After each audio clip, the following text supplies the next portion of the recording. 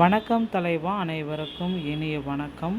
இன்றைக்கி நம்ம இந்த ஒரு வீடியோவில் எதை பற்றி பார்க்க போகிறோம் அப்படின்னு பார்த்தீங்கன்னா, மகளிர் உரிமை தொகை டிவிகே திட்டத்தில் மகளிர் உரிமை தொகை 2500 அறிவிச்சிருக்காங்க. இந்த 2500 ரூபாய் எப்பொழுது வழங்க இருக்காங்க? ஸோ தமிழ்நாட்டில் ஏற்பட்டுள்ள ஆட்சி மாற்றத்திற்கு பிறகு மகளிர் உரிமை தொகை திட்டம் தொடருமா என்பது குறித்து தற்பொழுது நிலையை விளக்குகிறது. புதிய முதலமைச்சராக பொறுப்பேற்றுள்ள ஜோசப் விஜய் தேர்தல் வாக்குறுதிகளில் அறிவித்தபடி மாதந்தோறும் 2500 வழங்கும் திட்டம் எப்பொழுது செயல்படுத்தப்படும் என்பது குறித்த எதிர்பார்ப்புகள் இதுவரை விவரிக்கிறது. தற்பொழுது நிதி நெருக்கடி மற்றும் நிர்வாக மாற்றங்களால் இந்த மாற்றத்திற்கான தற்போதைய நிதி உதவி கிடைப்பதில் சிக்கல் ஏற்படுகிறது நீடிப்பதை இந்த தகவல் சுட்டிக்காட்டுகிறது. அரசு ஊழியர்கள் குடும்பங்களை தவிர்த்து மற்ற தகுதியுள்ள பெண்களுக்கு இந்த உதவித்தொகை வழங்கப்படுவதில் உள்ள நிபந்தனைகள் மற்றும் சவால்கள் இதில் விரிவாக பேசப்படுகிறது. பழைய திட்டத்தின் கீழ் வழங்கப்பட்ட 1000 தொடர்ந்து கிடைக்குமா அல்லது புதிய உயர்வு அமல்படுத்தப்படுமா என்ற மக்கள் கவலைகளும் இதில் விளக்குகிறது.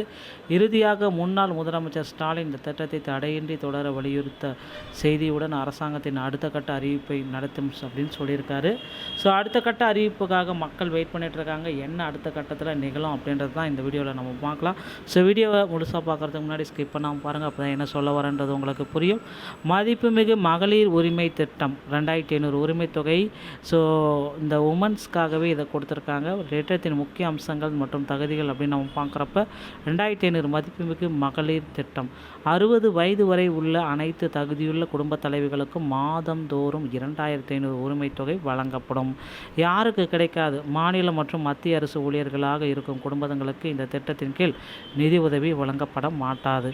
ரேஷன் கார்டு அவசியம். அனைத்து வகை ரேஷன் கார்டு வைத்திருப்பவர்களுக்கும் அரசு ஊழியர்கள் தவிர இந்த திட்டத்தின் கீழ் பயன்பெற தகுதி ஆனவர்கள்.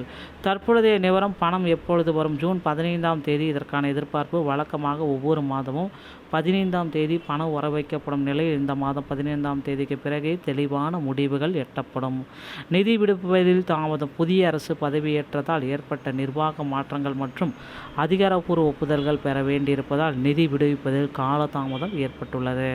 பிற உதவித்தொகை, முதியோர் உதவித்தொகை மற்றும் மாற்றுத்திறனாளிகளுக்கான உதவித்தொகை ஏற்கனவே வழங்கப்பட்டுவிட்ட நிலையில் மகளிர் உரிமை தொகை குறித்து சில ஆலோசனைகள் எல்லாமே எடுக்கப்பட்டு வருகிறது. விரைவில் மகளிர் உரிமை தொகையை நடைமுறையில் கொண்டு வருவாங்க அப்படின்னு பார்க்கலாம்.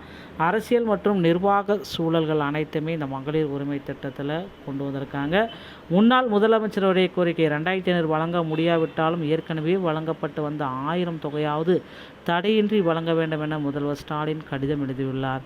கடந்த கால முன்பணம் முந்தைய அரசு தேர்தல் அறிவிப்புக்கு முன்னரே பிப்ரவரி முதல் ஏப்ரல் வரை மற்றும் கோடைகால தொகுப்பாக 5000 வழங்கியிருப்பது குறிப்பிடத்தக்கது.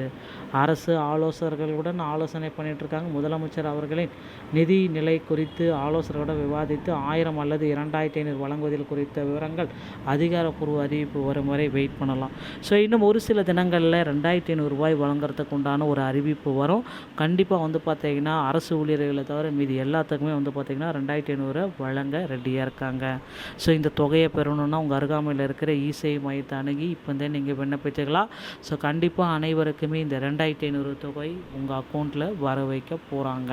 பொறுத்து நாம் பார்க்கலாம். ஸோ இந்த ஒரு வீடியோ இதை பற்றி தான் விளக்கியிருக்கு. வீடியோ உங்களுக்கு பிடிச்சிருந்தால் நீங்கள் நம்முடைய சேனலை முதல் முறையாக பார்த்தவங்களா இருந்தாலும் சப்ஸ்கிரைப் அண்ட் பெல்லை கிளிக் பண்ணிச்சுக்கோங்க. மீண்டும் ஒரு நல்ல தகவலோடு நான் உங்களை சந்திக்கிறேன். நன்றி, வணக்கம், தேங்க்யூ.